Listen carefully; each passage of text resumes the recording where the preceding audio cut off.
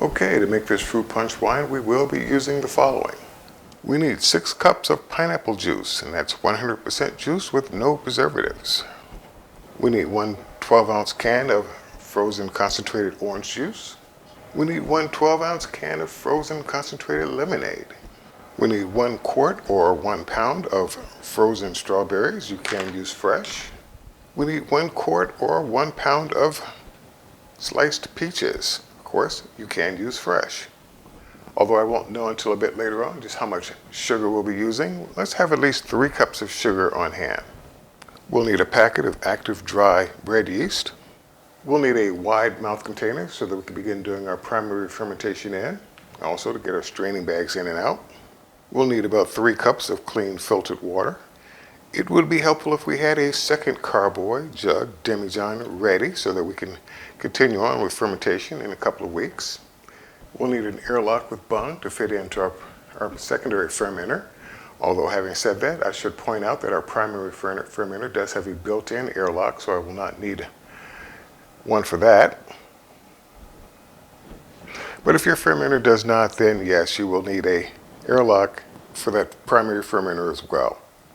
It would be helpful, although not essential, to have a hydrometer with testing tube.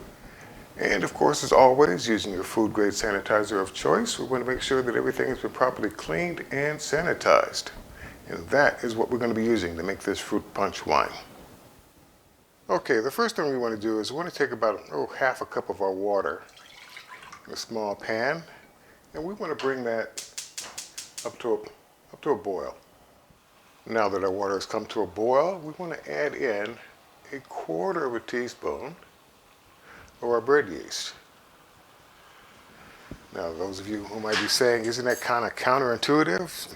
Don't you want the bread yeast to be in temperature below 115 degrees? And the answer is yes. I'll explain in a minute. I'm going to turn off the heat. Now, the reason why we're adding 1/4 teaspoon of bread yeast here is that we want to be able to kill off all of the yeast. Reason being for that is that it turns out that live yeast has a tendency to be somewhat cannibalistic, and it will feed on the dead yeast, which will act as a yeast nutrient. And that's what we're doing here, creating a yeast nutrient. So we're going to let this come down to room temperature, and then we're going to add that to the mix. Now, I've decided to make one addition to the items list. I'm going to be using 2 straining bags instead of 1 to make it a little easier on myself. And of course, as always, everything has been properly sanitized. I've got star sands in a spray bottle here. And after giving that time to work, we're going to go ahead and begin chopping up our peaches and strawberries. Now, starting with the peaches, we're going to go ahead and give these a good chop.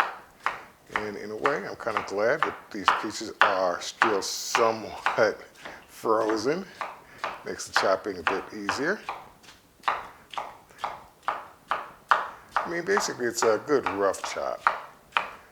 You're going to break down quite a bit while they're fermenting in the fermenter during primary before we take the bags out. But this will help them extract the juices a little bit better.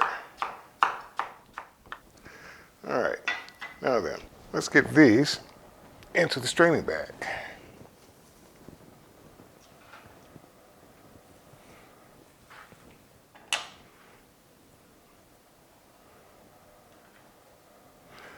All right, good enough. Let's go ahead and tie this off.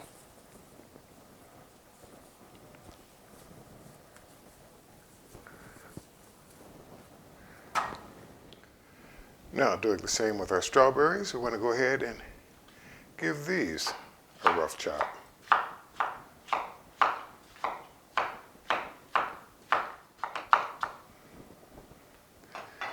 And let's get these into the straining bags as well.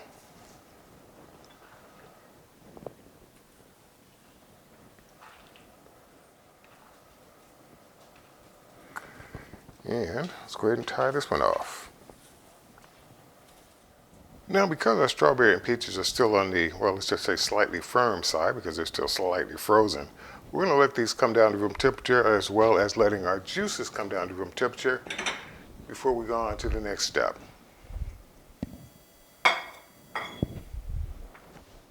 Let's go ahead and pour off into a measuring cup 6 cups of our pineapple juice.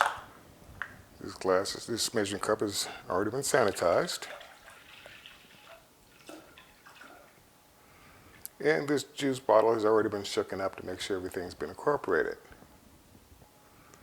Roughly 6 cups there. Cap back on, put that out the way.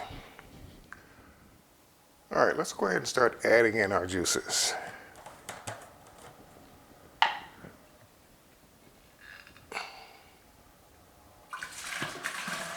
Getting as much of it into the container as possible.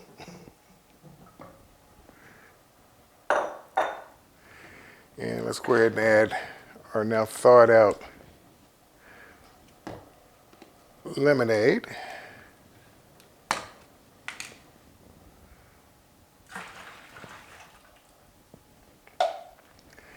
And our thawed out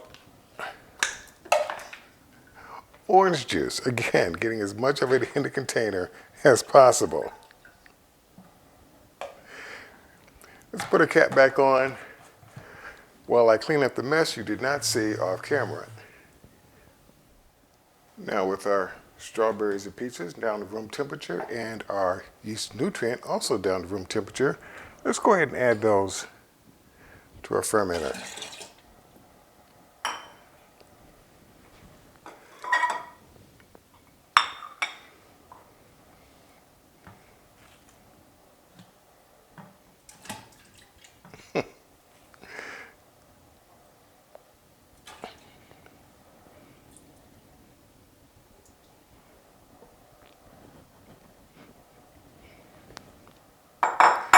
And for a moment, let's put our cap back on.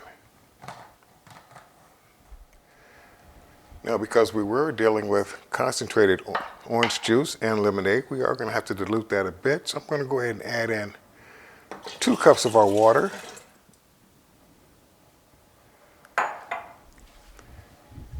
And using a freshly sanitized spoon, I want to go ahead and stir that in.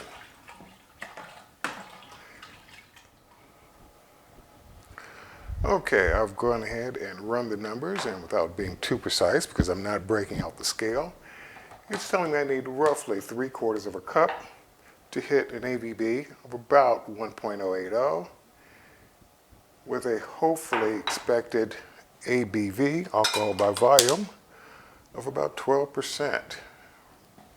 So I'll go ahead and incorporate that sugar as best I can.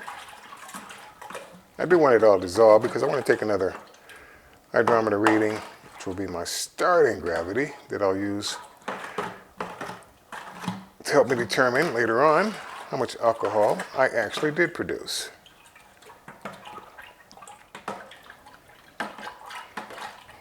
All right, let's go ahead and take that additional hydrometer reading, see what we got.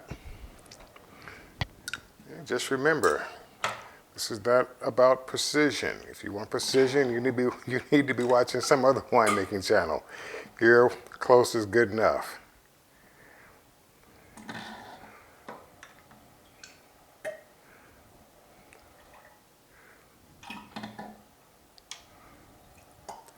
All right, starting to float there. Just a little bit more to make it easier to read. All right, got out the way. And let's see what we got here.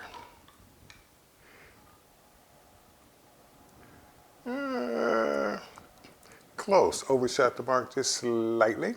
Looks like it's 1.088. Well, close is good enough. Now, the only thing we've made so far is fruit punch. In order to start making this into wine, we need to add our yeast. And what is usual for me, I will always add 1/4 teaspoon of yeast, which is all I ever need. And just simply sprinkle it across the top as best you can. Put your cap back on, nice and tight. Swirl it around so that it's kind of off those straining bags. And basically, that starts the process. Now I should point out that this particular air fermenter does have its own built-in airlock. So if you don't have one of these,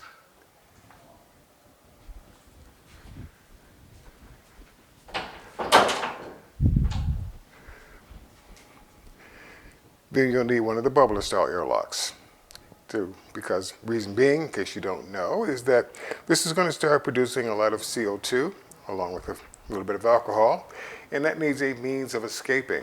First 3 days is not that big of a deal, but it will begin to accumulate, and we don't want any so-called bottle bombs. Hence the reason for the airlock.